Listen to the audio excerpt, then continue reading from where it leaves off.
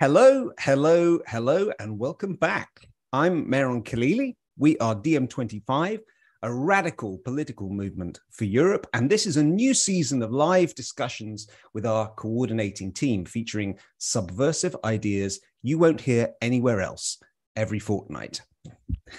And one moment, I've made exactly the same mistake where I'm hearing myself too much. There we go. Fixed. Have to learn to stop doing that. Okay, energy prices, they are spiraling far beyond now what people can afford. Power companies have hiked the price of electricity, making a tough winter even harder for millions of families. And this is all going hand in hand with a broader cost of living crisis. Analysts say it will be getting worse before it will get better. Politicians are slowly starting to do something about it. In Britain, where 1 in 10 families are at risk of energy poverty, Liz Truss, a former employee of Shell, our new prime minister, just announced an energy price cap, i.e. she's doing nothing to tax the obscene sky-high profits of energy companies. And across Europe, there have been other measures, including those announced by the European Commission this week, but all of this may be too little too late. Meanwhile, on the ground, we're starting to see civil unrest, campaigns to stop paying energy bills like Don't Pay UK, and people organizing in the streets. How much of this situation is due to how our politicians have set up Europe's energy market? And how much to corporate greed? And how much to Putin, as our politicians keep reminding us that this is Putin's price hike? What other factors are at play? And how can we get out of this mess? Our panel, including our own Yanis Varoufakis and our team of campaigners and experts, will be weighing in. You out there, good to see you again. If you've got anything you want to say, anything you want to throw at us, thoughts, comments, questions, rants, concerns, please put them in the YouTube chat. This is live, and we will put them to our panel. Let's kick off with Yanis. Go for it, Yanis. Thanks, Mehran. Comrades, if you really want an indication of what's the matter, besides the fact that prices are going up, there's a war in Ukraine, supply chains have been interrupted. Look at the United Kingdom. The United Kingdom is a very good case in point because it is self-sufficient. More or less 50%, actually more than 50% of Britain's electricity needs are covered by wind power, wind energy, yeah?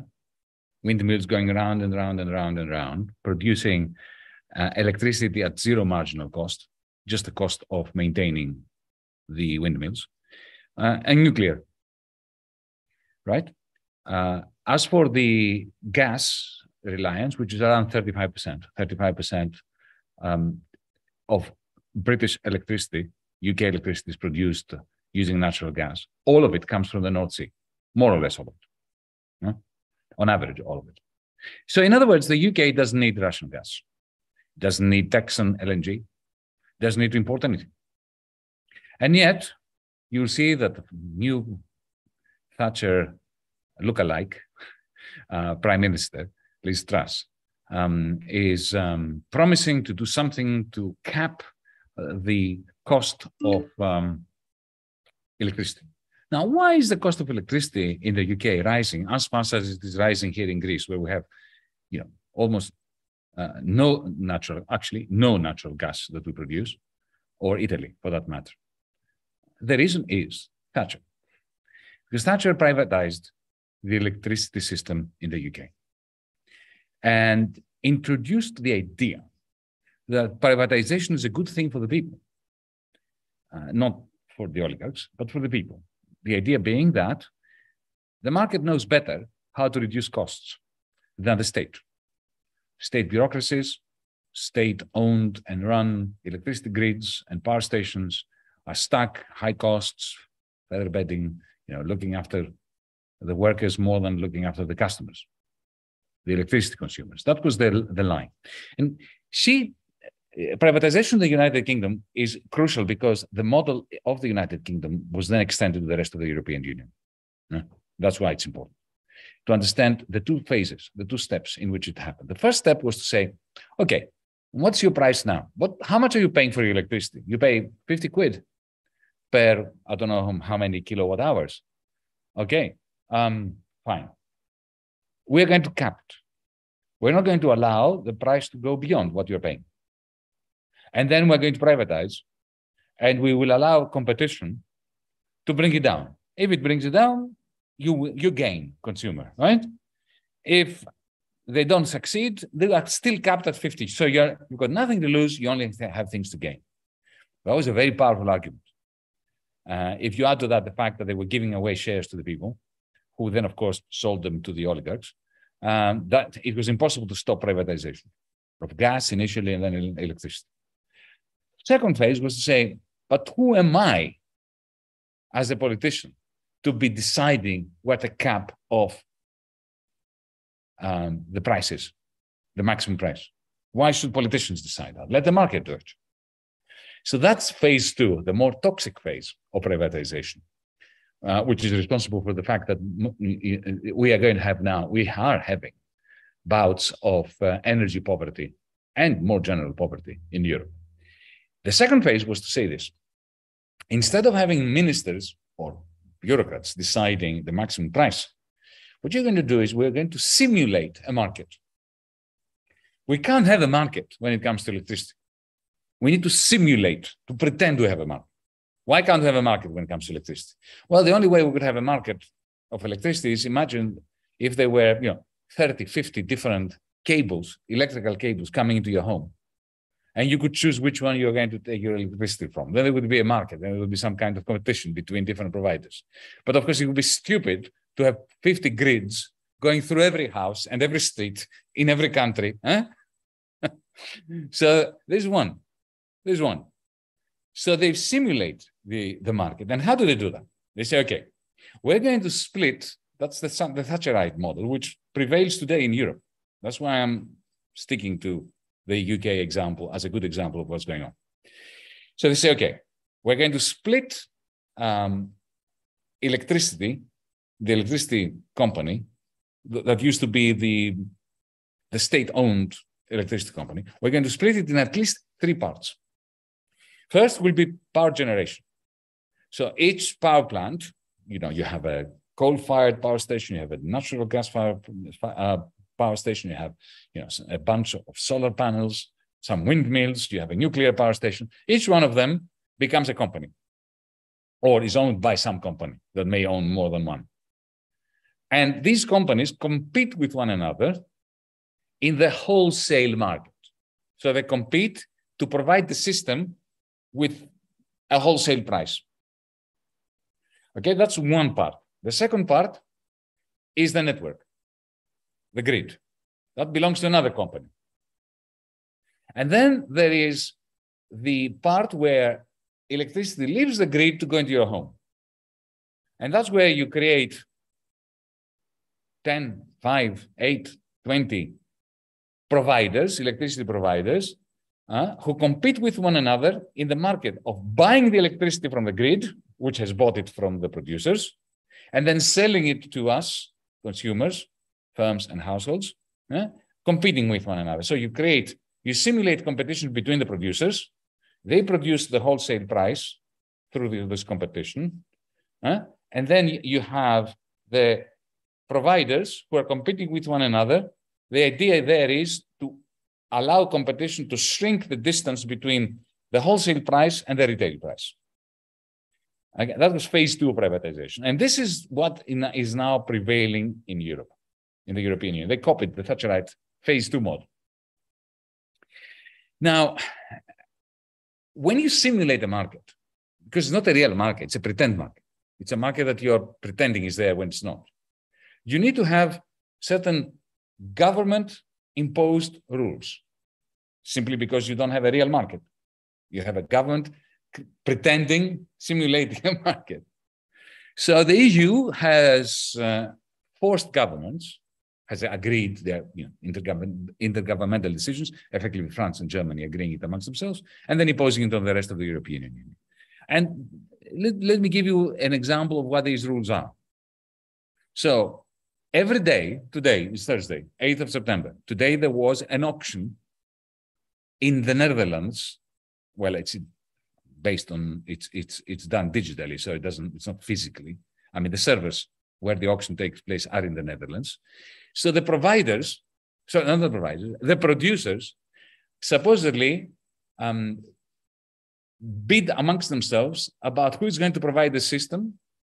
But the interesting thing is that it's exactly the opposite of what common sense would tell you should happen.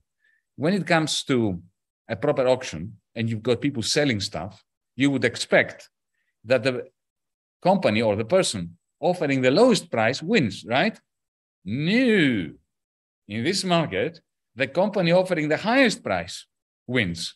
And then the price is the same for everybody, as long as the sum of the electricity that they have provided is no more than a certain amount, which is what the market demands. It's madness, okay? It's called marginal cost price. And then, supposedly, the providers compete with one another to reduce the retail price to that maximum marginal wholesale price. Now, if this sounds complicated, it is because it was intended to be complicated, so the citizens of Europe do not understand that this is a scam against them, even during the good times. Proof of that is that since privatization, the difference between the cost of producing an average kilowatt hour and the retail price has trebled. So don't believe anyone who tells you that the problem has nothing to do with the system. The problem is that the cost of production is going up. Yes, the cost of production is going up because the price of natural gas is going up, right? Because the price of this, that, and the other is going up. But that does not explain, the war in Ukraine does not explain why the profit margins of the firms is getting larger. Are we clear on this? Okay. Yesterday, I spoke in the Greek parliament, and I exposed a scam of the Greek government, a particularly odious scam of the Greek government. Under pressure from, I would even say, Mehran 25, DiEM's electoral wing in Greece, the government made a move months after the pressure came from us. And what was the pressure? Let me be clear. Back in March, 15th of March it was, we presented in Parliament a proposal on how to shield consumers from skyrocketing prices. What we said was this: it is crazy that because the price of electricity produced from natural gas is skyrocketing because the price of natural gas is skyrocketing, it's crazy, mad, that electricity coming out of solar panels, which costs nothing to produce, once you have the solar panel, it is free. It's got a zero marginal cost. That the company, the private company that is selling solar produced kilowatt hours should get for that kilowatt hour the same price that it would get had it produced it from the most expensive natural gas. It is mad, right? And you don't need to compensate, to subsidize electricity prices. All you need to do is to eliminate these super profits by those idiots. Idiots, they're not idiots, they're very smart. We are the idiots, okay? So we proposed something really very simple, that every kilowatt hour, the price of it should be set by the state equal to its average cost plus 5%. We're saying, okay, nobody should lose money. Even those capitalist entrepreneurs who are profiting, let's not, okay, don't lose money. What is your cost of producing a kilowatt hour or a megawatt hour from hydro? It's 80 euros. Okay, 80 euros plus, let's say, 4 euros of a 5% profit, 84. What is it from solar? Is it 50? Okay, 50 plus 3 of a profit.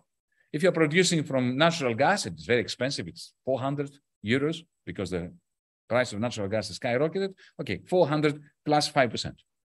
If you do this and you sum up over all sources of power, of electrical power, we would have had back in March a reduction in the average price of electricity of more than 50%, without any subsidization, without the state, borrowing money, without taxing people, without anything. All that would happen is the super profits of the firms with the lowest level of marginal cost would be eliminated by a price cap. Okay? Now, comrades, between you and I, sometime in the middle of August, I was a little bit worried because the Greek government, it turned out, on the 6th of July, had legislated something that seemed very much like what we were proposing. I was a bit worried. I thought, oh my God, do I have now to come out and thank the government for doing the right thing? Because I read the law, 6th of July, published piece of legislation. Okay, it was actually not a law, it was a ministerial decree. Fine. And it said exactly that. Lower price, they introduced a maximum cap, a cap for electricity produced by hydro, low, solar, a little bit higher. Same with wind power, okay? And then for lignite and for natural gas, they had a formula, an mathematical formula, which effectively gave that formula the average cost of producing through lignite or through natural gas plus a small percentage. It was perfect. I thought, my God, our proposal has gone through. It's been legislated. I was getting ready to stand in Parliament and thank the government for doing the right thing until I discovered that it's a complete and utter fraud. Because, and this is the beauty of it. Now, why am I talking about Greece? Why do the rest of you care? I'll tell you why you care, and then I will explain the fraud. Because yesterday, Ursula von der Leyen came out and announced that the Greek government's scam will be Europeanized. So, you know, comrades in Germany, in France, in Portugal, in Spain, expect the same scam to be coming your way immediately. Well, once they get their act together and they agree on it, because, you know, what the Commission says and Ursula says, nobody cares. But the European Union Council may be deciding to agree with what von der Leyen said yesterday, which is a copy of what the Greek government is doing. Now, listen to what the Greek government is doing. The key, I mean, how did I understand that it's a scam? Because they don't tell you, you know, footnote 3.8, this is where the scam is. You've got to do some detective work. You have to, you know, decipher it yourself. So I'll tell you how the first inkling we had at Mehran 25, the team that we were poring over all these regulations, the first inkling we had that this is a scam is when it mentioned that the auction, the daily auction for the wholesale price continues.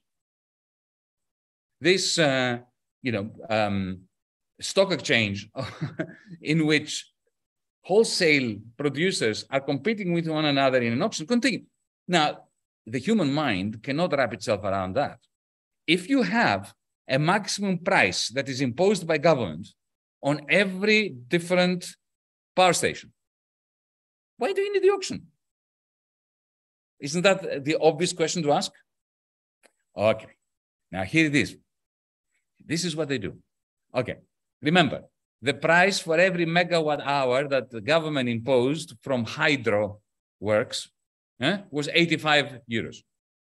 Okay? I looked at what the auction yielded, the price. It was 700 during this period. 700. The price cap was meant to be, for those kilowatt hours produced by hydro works, it was meant to be 85. Okay? Or 112 for some other ones. Takes the 112, which is a bit higher. So this is how it works. The producer of that kilowatt hour or megawatt hour receives the 700 euros that has been determined by the auction in the Netherlands, right? But then they have to give back to the Greek state the difference between the 700 and the price cap of 112, which is 558, right? Or 88, 588. So they give it back to the government. Okay, so far you think it's stupid. I mean, why do this? Why don't you just ask them to receive 112 instead of receiving 700 and then have to return the 558? So far, no scam, just stupidity, just bureaucracy. Well, here's where the scam comes. The government does not take this money in order to give it to consumers. No. The government takes this money to give it to the retail companies. Now, if you look at every market almost in Europe. The same shareholder that owns the producer owns the retail company. Got you. So it is as if I have, I have a company that is producing electricity, and I have a company that is a retail company. So the government, what it does is, they let the pseudo auction determine the price at 700. Okay, they force me to return to the state from my left pocket, which is my pocket as a producer, 588 euros to the government, and the government puts it in my right pocket. Now, is it any wonder that the consumer feels no relief? No, none, zero, zilch. Then what the government does is, okay, to help you, dear consumer, I'm going to borrow money. The government will borrow money, add it to the government budget to subsidize your electricity bill. In other words, to allow you to give the oligarch the money in my pocket that the government has taken from one pocket and put it in another pocket. Now, if this is not a scam, I do not know what the word scam means. This is the definition of a scam. This is happening in Greece. It's been happening since 6th of July. And now this is the proposal by the European Commission in all its glory and greatness for how we're going to deal with. Now, why are they doing this? Because complexity is in the interest of the oligarchy. I just took 23 minutes to explain this to you. Now, no media are going to give me 23 minutes in Greece to explain this to the people out there. Nobody is going to allow the people of France, the people of Portugal, the people of Slovakia, the people of Britain, 23 minutes in order to have somebody explain this to them. You get 20 seconds, 23 seconds, and then you are interrupted. And in the meantime, nobody can understand what's going on. People think, okay, so they are imposing a price cap. They are subsidizing the public. So the government is doing something. No, the government is doing nothing. The government are agents of the oligarchy. They are crooks and they are thieves. And this is a clear-cut case of destroying the capacity of the majority of Europeans to make ends meet in the interest of an oligarchy, combining two things. On the one hand, the market fundamentalism of Thatcher that creates the simulated market, which has failed us, especially now that energy prices have gone up, with statism, the state borrowing, increasing public debt, so that the state can subsidize the oligarchs, but not the consumers. The only solution to this is the immediate abandonment of the market model, the closure of the auction house in the Netherlands. The first step, before you do anything else, we need to have a proper price cap, both at the wholesale level and at the retail level, so that the price that people pay reflects average cost plus a small percentage, a little bit of profit for whoever is running the show. That's number one. That should be DiEM25 policy across Europe. And market fundamentalism and the delusion of markets, blow up markets. There can be no market when it comes to electricity because there's only one electricity cable coming out of your wall. And there can be no market. When they try to simulate a market with one cable coming out of the wall, they are scamming society. So that's point number one. Point number two, we need an energy union, a green energy union. We can no longer sustain this fallacy of the market, which allows the German government to have its own plans about the green transition, the Greek government, its own plans. Nobody's investing in green hydrogen properly. Nobody's investing in solar panels and windmills that are actually owned by communities. They are doing everything for the oligarchs. So the second plank of the DiEM25 policy, I think, should be one of a socialized green energy union, incorporating within the system this network of green energy production and distribution, with ownership rights at the municipal level, the regional level, socialized, overseen by citizen assemblies, by juries of randomly selected citizens, and so on and so forth. And the third thing that we must do, and I know that that sounds controversial, but it would be my proposal, end sanctions on Russian energy. The only people who benefit from the sanctions on Russian gas and oil are the Russian oligarchs and the European oligarchs. It is not helping Ukraine. It is not undermining Putin. It is enriching Putin and his oligarchs. It is enriching our own people, majorities, and the sanctions that are only in the interest of the united oligarchies of Russia, of Ukraine, of Germany, of Italy, and of Greece. Thank you. Thank you very much for that, Yanis. Very detailed description. A lot to unpack and digest there. Johannes Fehr from Berlin. Thanks, Mehran, and thanks for the perfect overview that we all just heard. I have nothing to add there. I just wanted to speak a little bit of what's actually happening in Germany on the topic, which is kind of a different version what Yanis was just describing in Greece. Also here, of course, gas prices especially are rising because we have been hugely dependent on Russian gas. In Germany, 70% of our gas was coming from Russia in the past, which was, of course, a big mistake to be so dependent on one source of your energy by Merkel's government over the last years. Now the prices reach record levels. Also on the electricity exchange, the energy companies are making huge profits. There's speculation, everything that Yanis already described. And the government now came out with something that they call a massive relief package.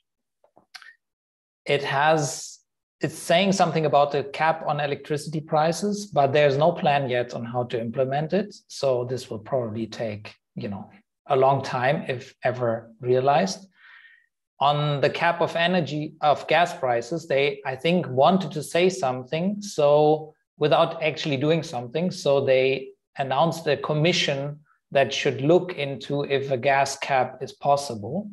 And what the government actually has done already some time ago, has introduced, is an additional gas fee, because they want to bail out companies and they don't want to use their budget, because Germany has a debt break, especially our liberal finance minister, is wants at all costs to keep that. So apparently there's no money from the government to bail out the gas companies that are about to go bust. So the government continues with this gas fee that every consumer should pay to get some money, so the companies that were profiting from the cheap gas from Russia don't go bust now in this new situation where they have to pay much higher prices to buy gas from other sources.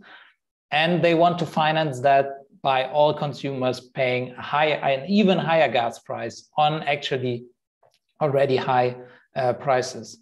So all of that is, it's quite crazy. I think this somehow, has to change sooner or later, because I think people will just not take it. I think we also have started to go onto the street to protest this. And our proposal would, of course, be, if you have to bail out companies, and I think you should use the opportunity to actually put them in public hands. If you have to bail out a company, you can use this opportunity to put them in public hands.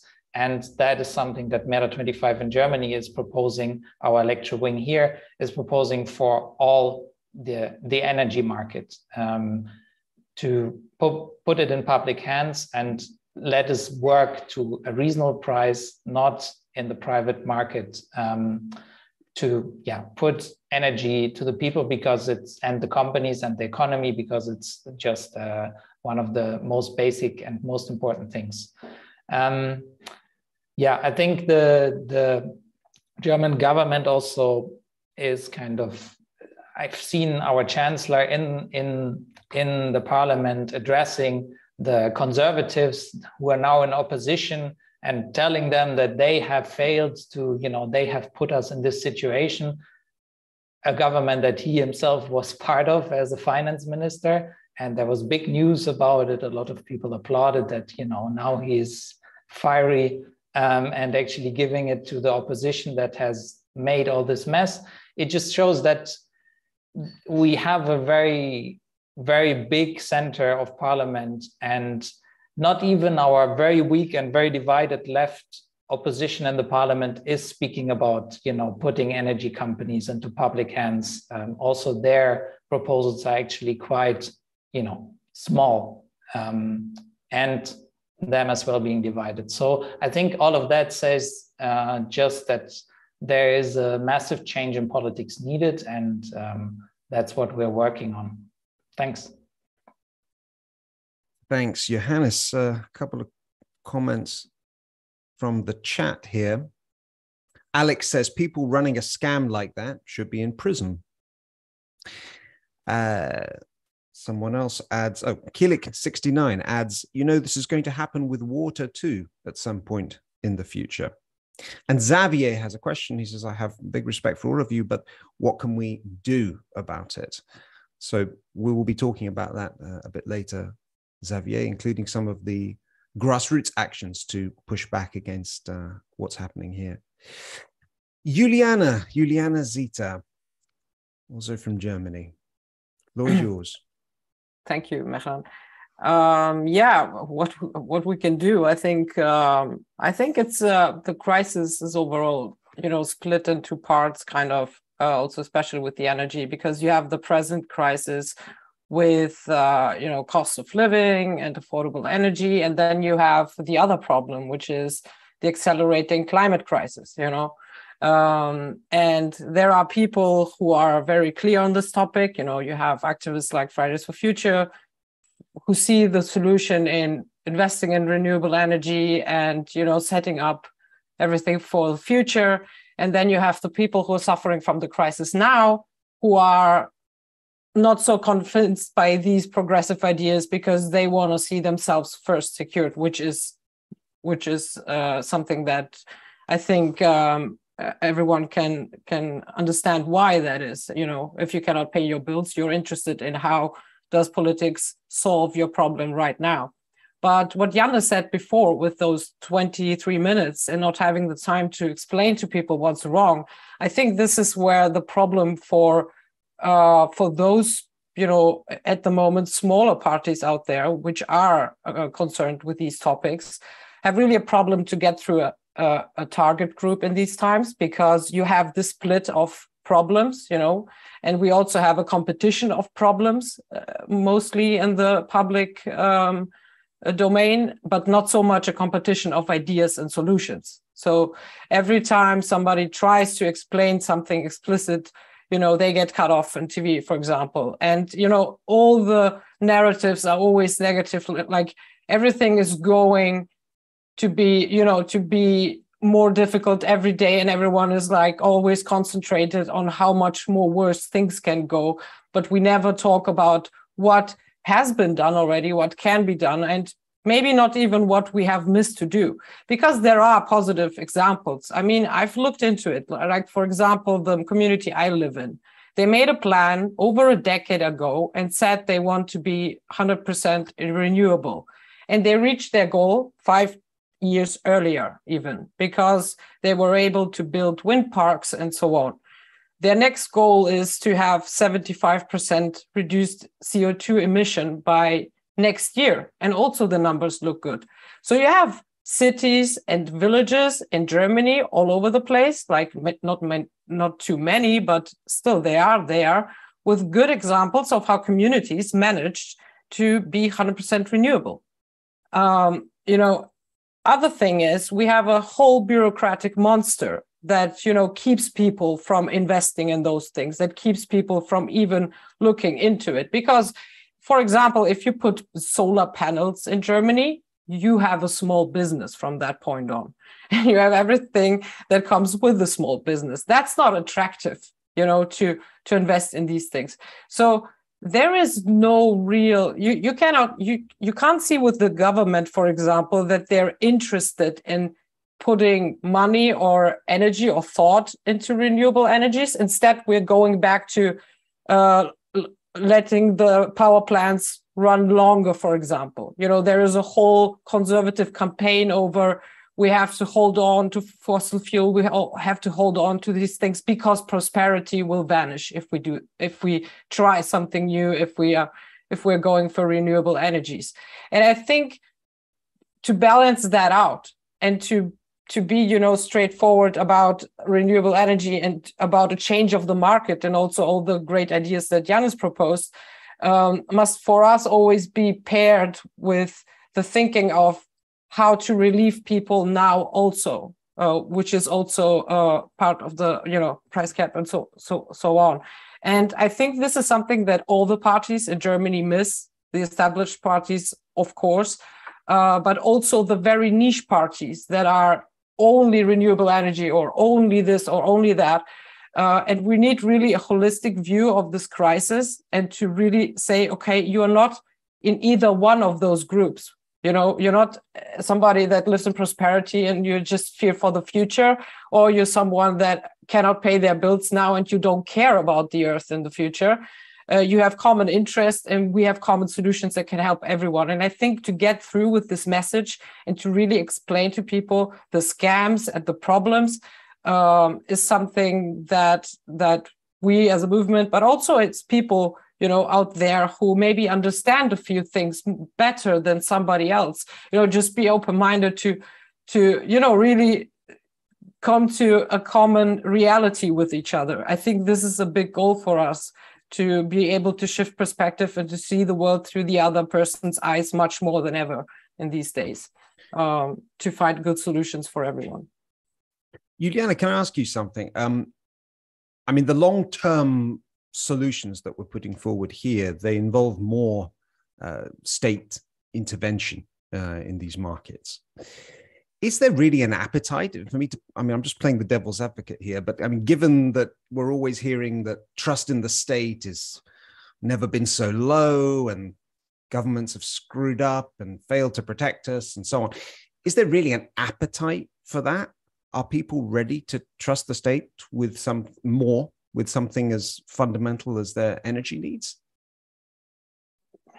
No, I don't think so, because but it's because of the current political landscape. I think if a figure would show up that were that convincing and pragmatic about stuff, I think people would be open to it. But of course, if you look at your government and you have Lindner sitting there, who is like a 12-year-old, mentally 12-year-old cocky neoliberal who is really like, he hates poor people. Evidently in everything that he says. And of course, people don't say, I want to give more of important things to these people. But I think we have to dream also of a different political landscape when we have these ideas, because without it, they are nothing worth, of course. Thank you, Julijana. Dusan Pajovic, our campaign coordinator from Montenegro. Dusan. Thanks, Mehran. My colleagues said a lot of things. I will just try to add some stuff and to simplify our message a bit. But also before I go into that, let me maybe refer to the previously asked question. There is a big difference, if you ask me, between state-owned and publicly owned companies. I think we advocate and we should advocate for publicly owned companies, which means dividends back to the society and the people who are living in it. Not the money goes to the pockets of career politicians and similar stuff. This is my take on it. And regarding the whole story about the energy crisis, my take is, to put it bluntly and simply, that the prices are not rising out of nowhere and that the energy crisis is completely fabricated. There is no crisis for the oligarchs. If you are wondering why your bills are so high. You should know that oil and gas companies got more than 820 billion in profits just in 2022. In profits. That means quote unquote clean money. So this is not some kind of a natural disaster. The market is also not something that is external. People who are literally stealing your money have their names and addresses. And this refers to the point on what should we do. Join us and appear in front of their doors and the doors of their corporations to demand democratization of energy. We need to bring down the oligarchy, and we will do it on the streets. We are going to do it in the parliaments. We are already doing it through Mehran, Greece. I was just looking at a video where Yanis calls by name the oligarchs in Greece. Also, I strongly assume and hope and think that our comrades in Germany are going to do the same for their own country in a couple of months. And bottom line, the oligarchy needs to return the energy system to the hands of the people and not the small group of the so-called elites. Energy should be democratized, and furthermore, we need to build solar panels and windmills and invest in green hydrogen and just forget altogether about these bastards. I don't have a more simple word for that when it comes to this.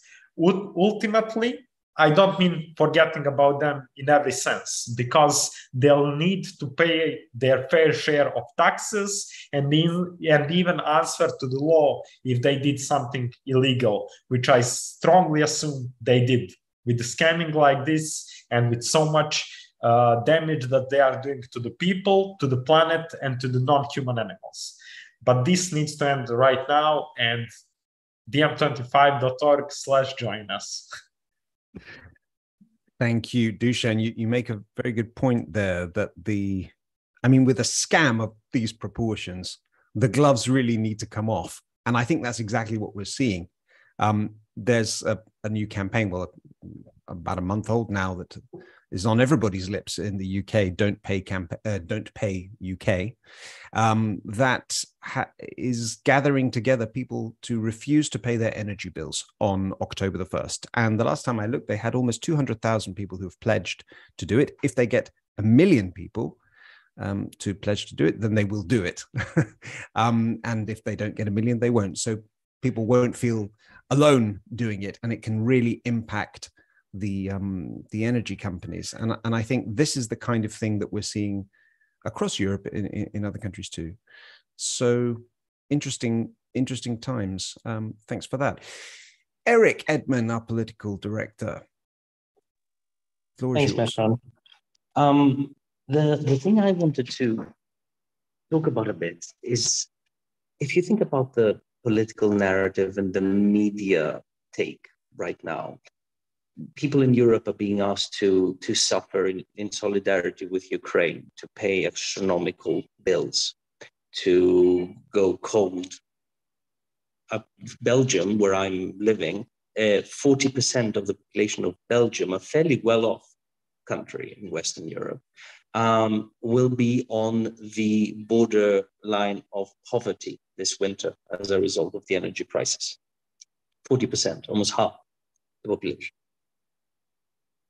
When we were talking about the climate crisis, not once was there the political will to talk about the suffering that would be required. We had to make that argument on the basis that nothing would change, that everything would be fine, that we could do it and create millions and billions of jobs, and it would only be positive in order to save the planet and ourselves with it. Well, primarily ourselves. The planet eventually will bounce back. We're not looking so good. And now with Ukraine, we're bending over backwards. And as well we should, if it meant the end of the war, if it meant true solidarity with the people of Ukraine, if it meant truly handicapping the oligarchs that are financing the war, if it meant putting a cog in a stop to the machinery of President Putin's war machinery in Russia. But none of that is the case. None of it is the case. We couldn't say it for the environment and the planet. And we can say it in this case. And really what it comes down to is that we're not doing it for Ukraine. We're not doing it to hurt Putin. If you look at the true crisis in Europe, it's the fact that our society has given up, as you said, Mehran, we've given up on the state. We've given up on politics. By and large, a huge part of society has given up on politics. And as a result, politics has given up on us. Politicians don't serve us. They serve huge political and economic and geopolitical interests. And you see that again and again. It's so obvious, people don't even blink anymore. Truss in the UK, the new Prime Minister of the United Kingdom, is going to reintroduce fracking in 2022 as a result of this crisis. She is putting in the position of for supervising the green transition and that entire portfolio, Rees-Mogg, who is a climate change denier. Yanis spoke about how European oligarchs and Russian oligarchs are profiting. American oligarchs, the United States in general, has played Europe for fools this past year. They are they're laughing all the way to the bank. Their NATO, their geopolitical Trojan horse, has found a reason to exist. Their military-industrial complex is pumping out weapons and cashing in like not since the Iraq war. And their liquid natural gas exports are through the roof. We have a situation where the biggest geopolitical and economic players are benefiting from the status quo, both in Europe and the United States and in Russia. So we're stuck with this situation because it doesn't serve us, the people, it serves those big interests. And this at the brink of climate collapse. So the situation here really, and the big takeaway, that from now on, we cannot be going back to the same people for change. I know people who have watched these live streams before are probably tired of me saying this, but we cannot go to the same political parties, to the same politicians. And look at the media. They talk about gaffes as if it's a mistake, as if it's a slip up, as if it's this is all by design.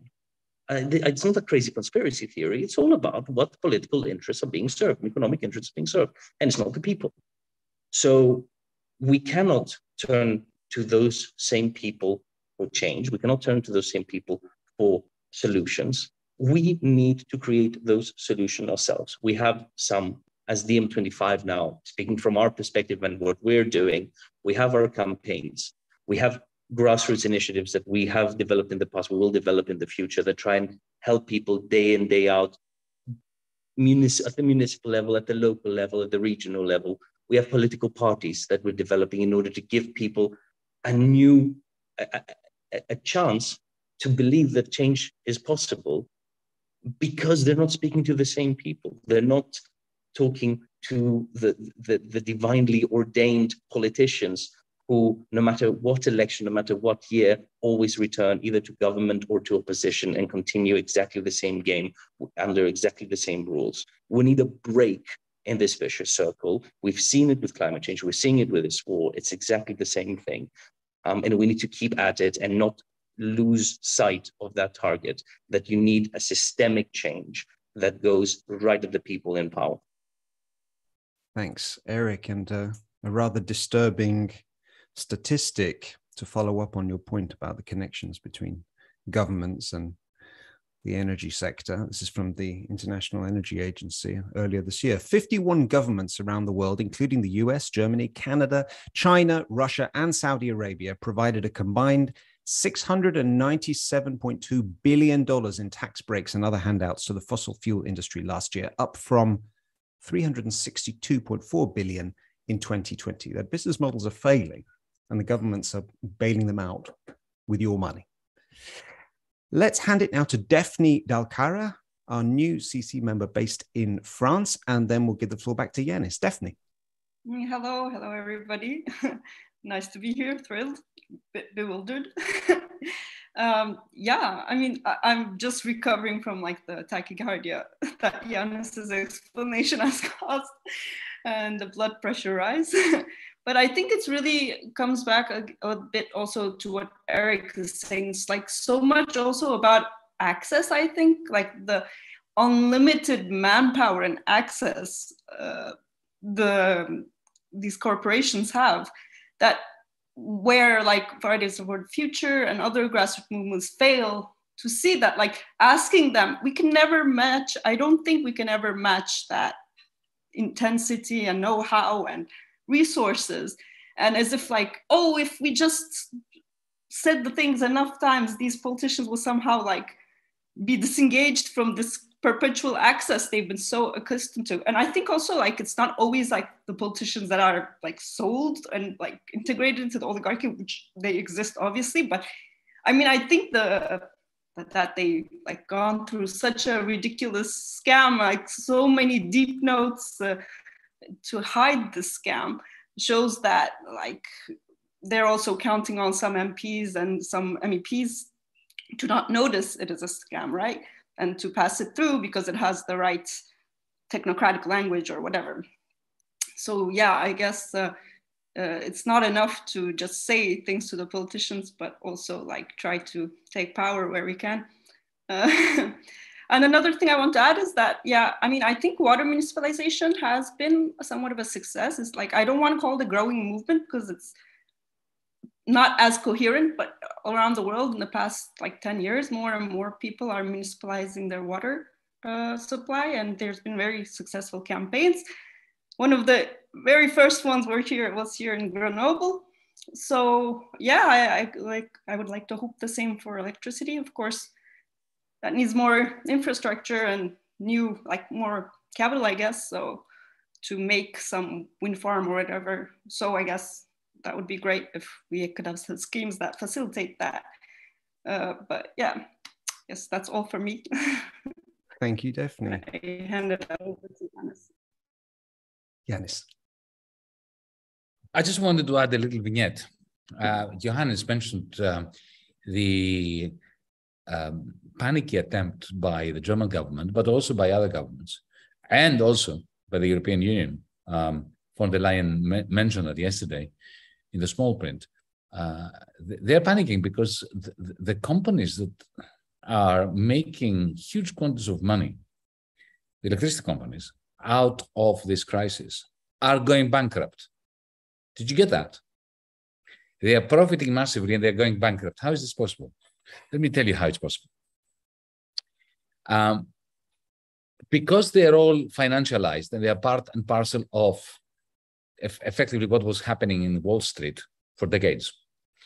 Electricity companies do the following. For years now, they've been doing it. They've been hedging. In other words, in order to ensure that if the price of electricity goes down, that they won't lose money. That's before the price of electricity went through the roof. In order to ensure that if the price comes down, they won't lose money, they have been investing, purchasing insurance contracts from financial companies.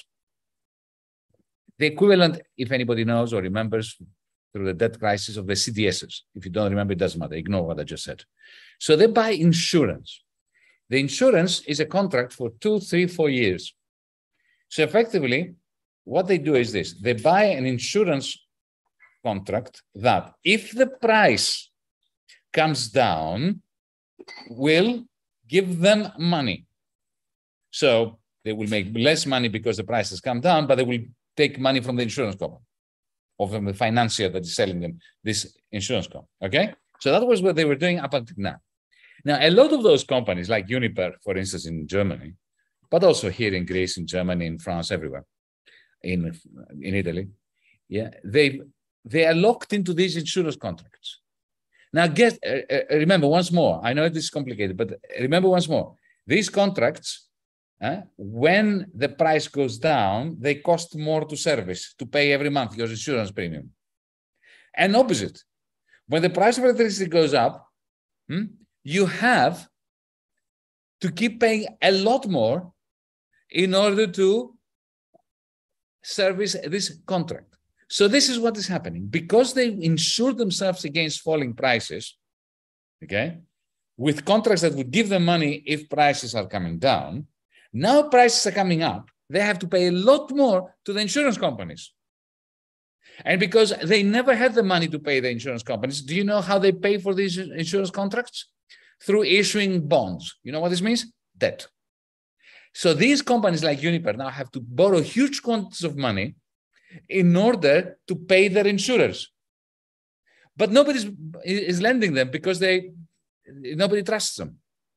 So what von der Leyen actually said yesterday, she called upon Europeans, and this is Johannes the point, when they're asking for customers, for citizens, to subsidize the companies, they're asking customers to pay the insurance fees for these companies that have insured themselves against falling prices in an environment in which prices are rising. So to put it in the language of Wall Street, they have shorted their own price. And they are now asking for the citizens to pay for it. That's crime number 2, which I'm adding to the charge sheet, crime number 1 from before. Enough.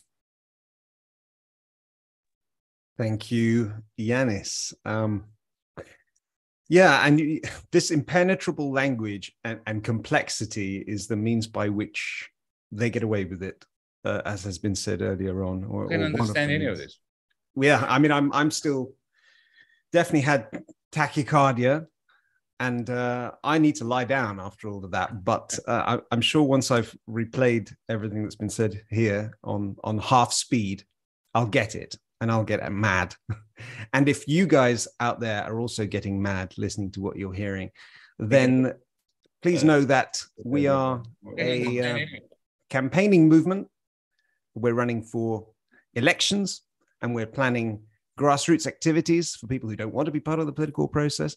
And we're facilitating and mobilizing and training.